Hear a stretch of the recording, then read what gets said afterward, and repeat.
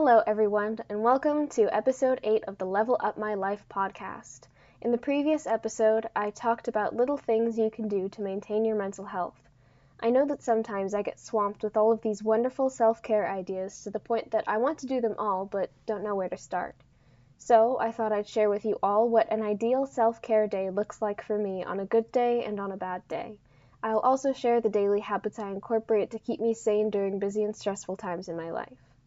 There are some mornings when I'm having a good mental health day, but just because it's a good day doesn't mean I throw all my self-care out the window. In fact, I tend to indulge more in self-care stuff when I'm having a good day because I already feel good and I just want to maintain and increase that feeling. So, what do I do to take care of myself even more on a good mental health day? On a good day, I will have had a good night's sleep and feel well rested. Sometimes, if I've had a really good or fascinating dream, I'll take time to journal down all the details and look into the symbolism of key parts of my dream.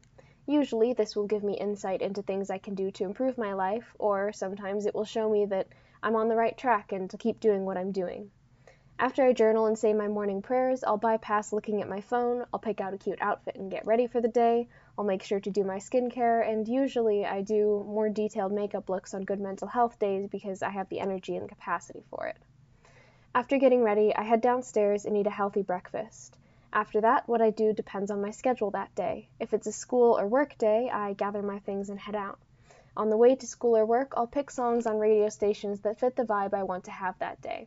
If any sad or depressing songs come on the radio, I'll switch the station because I don't want anything to bring my mood down. Something I want to do is create a few driving playlists for myself. One will have happy, upbeat songs for the good days, calming songs for the bad and anxious days, and another will be like a vent playlist with angsty songs for when I need to sit in my angsty feels for a little while. If I don't have school or work that day, I pull out my planner and decide what to work on that day. Usually, I'll try to study or work on a project because I have the energy for it. Sometimes I'll spend a whole day working. Excuse me. Oh my goodness, I am so sorry for that. I was talking and I took a breath in and it was like dust or something got in my throat. And I just started choking, so I had to pause the recording, drink some water, recollect myself. Everything seems to be conspiring against me today to record this podcast episode, so it's going to be a little bit of a messy one, but I want to do it anyway. So, my apologies for any more coughing fits and stuff, and plus my allergies are horrible right now, but anyway, my apologies for the interruption, and let me pick back up where I left off. Sometimes I'll spend a whole day working because I've got the energy and everything is coming easily to me. I'm trying to be better about enforcing an end time for work as I adjust my sleep schedule to get to bed and wake up earlier. Currently, I plan on calling 5 p.m. my end time. After that, I'll do a workout, take a shower, usually an everything shower on a good day, put on some scented lotion, put on my pajamas, and spend the rest of the evening either with family or on my own, usually reading and enjoying hot chocolate or tea. After I finish eating and drinking for the night, I finish my routine by brushing my teeth and going to bed. If I can't fall asleep, I'll read for a little while. During this time, I have the overhead lights off in my room and only a warm-toned desk lamp on to dimly light my bedroom. This signals to my brain and body that work hours are over and it's time to start winding down. Once I feel tired enough, I turn out the lights and go to sleep. But what do I do on a bad mental health day? I'll be honest, this is still something I'm puzzling out for myself, trying to figure out what really helps me the most on these less than ideal days. If it's a school or work day, I tend to occupy my mind with work. Sometimes work really is the best antidote to sorrow, and I try not to think about my feelings during the work or school day. When things are really bad, I'll journal during my lunch break or between classes. Sometimes I have to accept that even though I want to just get through all my work right then and there, my brain is just not equipped for that, and that's okay. During those times, I'll just sit back and listen to some music that fits the mood. When I was in college, I used to put in my noise-canceling earbuds, put on some good music, and just stare out the window while I was on the bus to and from campus. Sometimes, on the bad days, what you really need is distraction. Now, I'm not advocating running from your problems and just not dealing with them. What I mean is that on the bad mental health days, it's sometimes really difficult to get the thoughts to go away, even after you've journaled about them and dealt with them. And so, you just need a distraction from it all.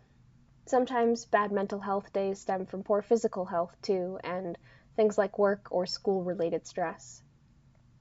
When there's nothing you can actually change about the situation and you're just stuck in a cycle of rumination, it really is best to just tune out the worries with something else as much as you can. Aside from music, I also work extra hard at being mindful and present as much as I can, focusing on the natural world around me or simply tuning in to the sound of my typing to ground me. What about the bad mental health days when I'm at home? On bad mental health days where I get to stay home, I usually let myself sleep in. Sufficient sleep helps solve a lot of problems. When I finally get up, I usually just switch into some comfortable clothes that aren't my pajamas because I still need to signal to my body that I'm not just going to lie in bed all day. After that, I do my skincare, don't do any makeup, and go downstairs for breakfast. I still try to eat healthy on the bad mental health days, but occasionally I will choose a chocolate muffin over my typical breakfast fruit bowl. If I still have stuff to get done that day, I will brain dump what needs to get done and try to do that in the morning when I have the most energy. If the thing can wait, I'll put it off for another day and just take my day slowly, reading, eating tasty food, and just doing nice things that make me feel a little bit better. Sometimes when it's an anxious day, I'll try to get an intense workout done and then take a nice long shower to relax. After that, I'll just keep taking things slowly and either spend time with my family or keep to myself depending on my needs. All in all, self-care to me really means listening to the needs of your mind and body and fulfilling them as best you can on a given day. It's not always easy, but it is always worth it. Now, the days I just described are the extremes, the really good and the really bad. What do I do on a daily basis to help my mental health? I found that I really need routines to keep me in check. Otherwise, I fall into the trap of scrolling on my phone and being lazy when I actually have things to do and things that I'd enjoy doing more than that. Every morning, I make sure to do my skincare. This is one of my non-negotiables. I also make 3 meals a day a non-negotiable and ensure that I eat something when I need it because I have been known to just not eat sometimes because I'm too lazy or too distracted to even feed myself. I make taking my medications a non-negotiable as well. I habit stack them with other things I do in the morning to make sure that they get done. My other daily non-negotiables include journaling as needed, talking with family and friends, or at least getting some level of social interaction into my day, and enforcing quiet, relaxing time before bed with the lights dimmed so that I can cool down and prepare for a good night's sleep. I hope this episode has given you some ideas of things you can do to take care of yourself on the good, bad, and average days in your life. In the next episode, I'll be discussing what I'm currently working on in my self-improvement journey and how I plan to keep leveling up my life. Thanks for listening, and I'll talk to you all in the next episode of Level Up My Life. Sending you all the good vibes.